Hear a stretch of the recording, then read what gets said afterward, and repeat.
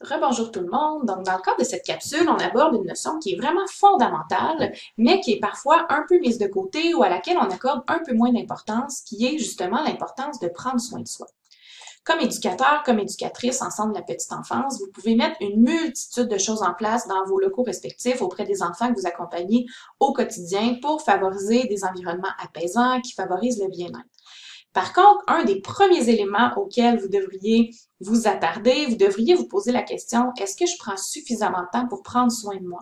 Le fait d'être bien dans votre tête, bien dans votre corps, ça va vraiment contribuer à ce que vous soyez plus disponible pour les enfants au quotidien et vous allez contribuer de cette façon-là, sans même trop vous en rendre compte, à créer des environnements qui sont plus positifs, plus favorables pour le développement des enfants.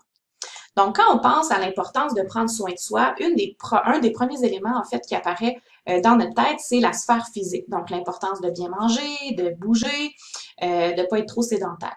Par contre, pour arriver à trouver un équilibre de vie, se sentir bien au quotidien, il y a plusieurs autres sphères qui sont hyper importantes auxquelles on devrait s'intéresser puis s'attarder quand on se questionne à savoir est-ce que j'ai un bon équilibre de vie? Est-ce que je prends soin de moi dans ces différentes sphères-là?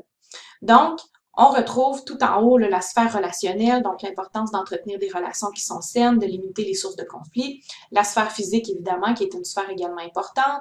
La sphère émotionnelle, la sphère spirituelle, la sphère créative et intellectuelle et finalement la sphère professionnelle. Donc, quand vous vous questionnez sur est-ce que je prends suffisamment de temps pour moi, il faut vraiment voir l'ensemble du portrait pour l'ensemble de ces sphères-là.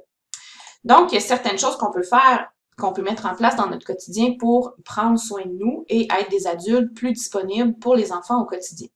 Donc, le premier élément, évidemment, adopter des saines habitudes de vie. Donc, faire de l'activité physique, manger de manière équilibrée, dormir de 7 à 9 heures par nuit, prévoir des activités qui nous font du bien, des activités qui sont plaisantes pour nous. On peut également faire une liste des situations qui nous stressent et tenter d'identifier parmi ces situations-là sur lesquelles j'ai du pouvoir, lesquelles je peux éliminer de mon quotidien ou encore changer la façon dont j'approche ces situations-là qui me semblent plus stressantes. On peut introduire dans notre quotidien des stratégies de gestion de stress. Donc, par exemple, la respiration, le yoga, la méditation, les exercices physiques, mais aussi des choses toutes simples comme le contact avec la nature, des activités plaisantes, prendre le temps de rire avec nos amis, notre famille, nos collègues, et arriver à trouver un équilibre là, entre les différentes sphères de notre vie, tant sur le plan de la famille, du travail, des amis, du couple. Donc, on a tous des vies très, très chargées, mais de s'arrêter pour essayer de voir comment je pourrais améliorer l'équilibre entre mes différentes sphères de vie? Ça peut être une bonne première question à se poser. Ensuite, toujours dans cette notion d'importance de prendre soin de soi, il y a aussi de prioriser les tâches régulièrement, être capable de déléguer à d'autres, laisser certaines tâches moins importantes de côté. Parfois, on a une longue liste de choses à faire, puis on se dit, OK, il faut tout que je fasse ça aujourd'hui, mais est-ce qu'on pourrait prioriser? Est-ce qu'on pourrait laisser des tâches pour le lendemain ou encore pour la semaine d'après?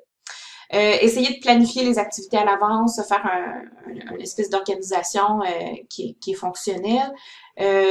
Percevez les situations plus stressantes au travail comme des défis ou des opportunités d'apprentissage. Des fois, juste de changer notre lunette sur la manière qu'on a d'aborder certaines situations ou d'affronter certaines situations, ça peut faire en sorte que ça fait diminuer aussi le stress qui est vécu par rapport à ces situations-là. Prenez le temps de débriefer avec des collègues à propos des situations plus difficiles que vous vivez au travail, par exemple. Trouvez une façon de vous offrir du soutien entre collègues aussi, ça peut être très positif. Et finalement, entretenir des relations significatives avec vos amis et votre famille, comme on abordait d'emblée là, pour la sphère relationnelle notamment. Donc voilà, merci beaucoup. On se retrouve dans une prochaine capsule.